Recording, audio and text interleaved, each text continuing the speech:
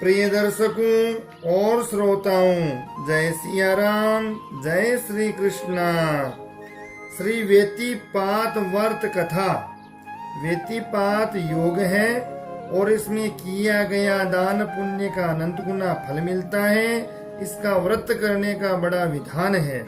वेतिपात व्रत करने से बहुत गुना फल प्राप्त होता है। आप इसकी कथा वीडियो चैनल के माध्यम से श्रवण कीजिए। कथा प्रारंभ है कि प्राचीन समय में भगवान श्री कृष्ण तथा महाराज युधिष्ठिर साथ साथ बैठे हुए विचार विमर्श कर रहे थे कि युधिष्ठिर ने भगवान से पूछा कि हे भगवान, आपने मुझे अनेक व्रतों के महात्म्य कहे हैं। अब मैं आपके श्रीमुख से वेतिपात व्रत की कथा को भी और उसके उद्यापन और उसके फल सहित सुनना चाहता हूँ। कृपा करके मुझे बताइए। श्री कृष्ण भगवान बोले कि हे नरोत्तम, इस व्रत की जिस पुनीत कथा को एक बार श्री वेदव्यास जी ने वंश की वृद्धि है तो श्री सुखदेव जी से कही थी, वही कथा मैं तुम्हें कहता हूँ। सो ध्यान पूर्वक सुनो। श्री सुखदेव जी व्यास जी से बोले कि हे मुनिराज, वेतिपात योग कैसा है?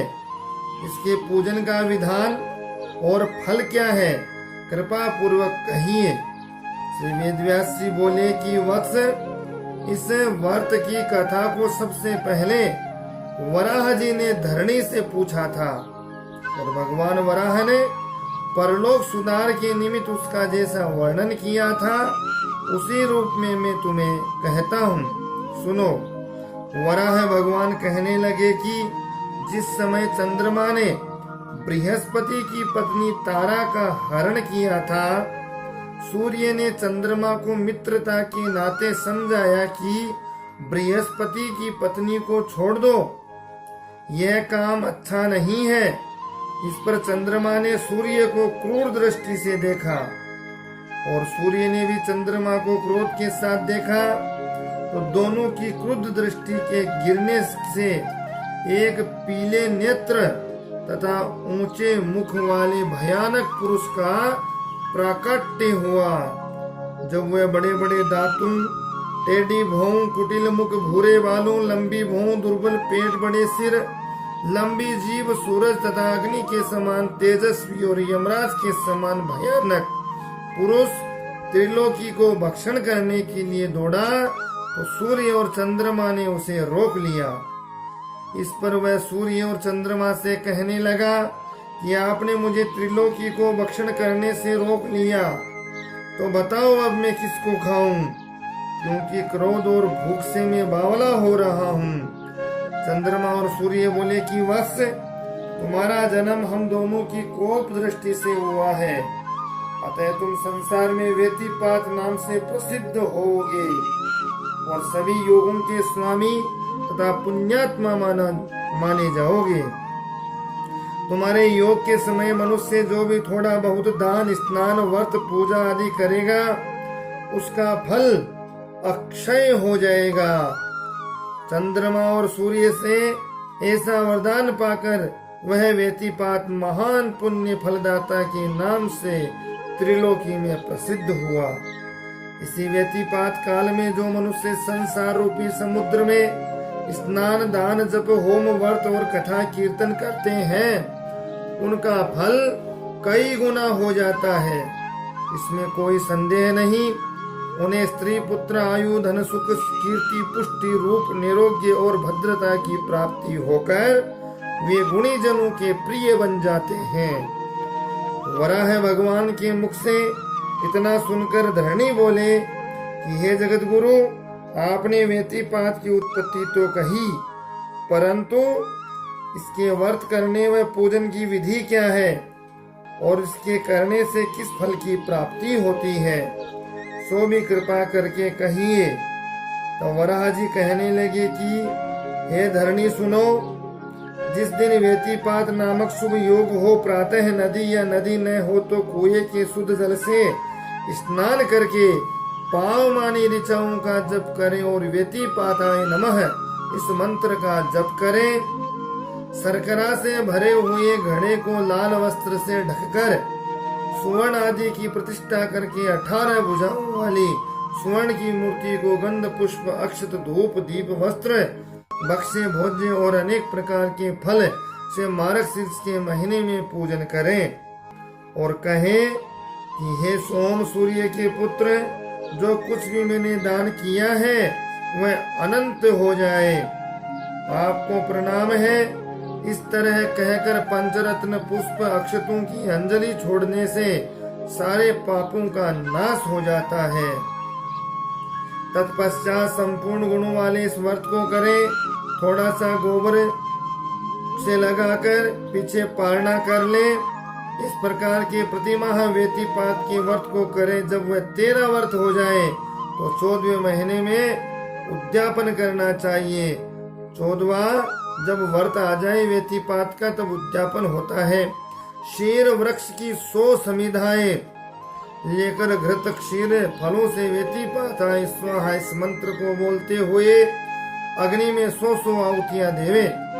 शर्करा से भरा हुआ घट सैयादी सहित सारी सामग्री सुपात्र ब्राह्मण को देकर कहें कि हे सोम सूर्य के पुत्र महाव्यतिपात देव, मैं संपूर्ण सिद्धियों की प्राप्ति के लिए आपको प्रणाम करता हूँ। मेरे सारे पापों का नाश तथा पुण्य को अनंत कीजिए। इसके पीछे गुरु भगवान का पूजन करें। कड़े कुंडल गले के आभूषण दूध देने वाली गाय काष्ठ की मनोहर सैया तांबूल कुमकुम वस्त्र कर्पूर चंदन दीपक खड़ाऊ इत्र चंवर आसन आदि वस्तुएं भी विप्र को समर्पण करें। वराह जी बोले कि हे धरणी, इस प्रकार इस व्रत को करने से मनुष्य मरने पर भी रत्नों से जटित विमान में बैठकर सूर्य लोक को प्राप्त होता है और 10,000 कल्प तक वहाँ विविध भोग विलास ऐश्वर्यों को भोग तथा देवताओं से सम्मान को प्राप्त होकर पुनः संसार में आकर तथा राजाओं का भी राजा बनकर ही जन्म लेता है और स्त्री पुत्र निरोग्य धन धान्य तथा सर्वगुण संपन्न महान ऐश्वर्यशाली होकर दीर्घायु तथा सुख भोगता है। वराह भगवान बोले कि हे धरणी, हे पृथ्वी, सादे दिनों में जो दान किया जाता है उसी को अमावस्या के दिन करने पर उसका 10 गुना पुण्य मिलता है। क्षय तिथि में करने पर उसका 100 गुना पुण्य मिलता है। संक्रांति में उससे 100 गुना पुण्य मिलता है। वर्ष की प्रथम संक्रांति में करने पर 100 गुना फल मिलता है। युग के आदि में उसका 10 गुना, सूर्य के उत्तरायण और दक्षिणायन काल में करने से 100 गुना फल मिलता है और चंद्र ग्रहण के समय उससे करे तो 100 गुना फल मिलता है। लेकिन व्यतिपात में किया गया व्यतिपात योग व्यतिपात काल समय में किया गया दान पुण्य तो असंख्य गुना फल देता है। हे धरणी, व्यतिपात काल में भी समय भेद से जिस प्रकार पुण्य फल की प्राप्ति होती है सो भी मैं तुम्हें कहता हूँ। तो व्यतिपात की उत्पत्ति में पुण्य करने से लक्ष्य गुना, उसके राशियों में भ्रमण करने से समय पुण्य से करोड़ों गुना फल की प्राप्ति होती है। तो इसी प्रकार से हे धरणी, व्यतिपात काल में जो मनुष्य सूर्य चंद्रमा की किरणों को बारंबार प्रार्थना करते हैं उसे वे 100 कल्प तक अरब पर्यंत फल को देता है, उसका फल कभी नष्ट नहीं होता। हे धरणी, जिसे अपने पुण्यों के फल को अनंत करने की इच्छा है, जिसे स्वर्ग में स्थिर रहने की इच्छा है, जिसे अरिष्टों से नष्ट करने और मनोवांछित फल प्राप्ति की इच्छा है, तो व्यतिपात योग में व्रत पूजन दान पुण्यों को करना चाहिए। इस प्रकार जो व्रत करने वाला व्यतिपातों को गिनता हुआ व्रतादि कर्म करता है उससे संपूर्ण पापों का नाश होकर उसे इच्छित फल की प्राप्ति होती है। इसके साथ ही जो मनुष्य इस व्रत के पूजन व कथादिक को सुनता सुनाता देखता और स्वयं भी कराता है और उपवास रखता है, वह भी स्वर्ग लोक में आदर के सहित विचरण करता है। इस प्रकार से व्यतिपात की यह कथा आपने श्रवण करी। व्यतिपात का दान पुण्य का अनंत गुना फल का आपने वर्णन सुना। व्रत करें और जो व्रत न भी करें वो भी व्यतिपात की इस महात्म्य कथा को जरूर सुने। इसी प्रकार से आप वीडियो चैनल को लाइक शेयर सब्सक्राइब करते रहें और अपना स्नेह प्रेम देते रहें। बेल आइकन को जरूर प्रेस करें जिससे सबसे पहले आप तक यह कार्यक्रम पहुंच जाए। जय सिया राम, जय श्री कृष्ण।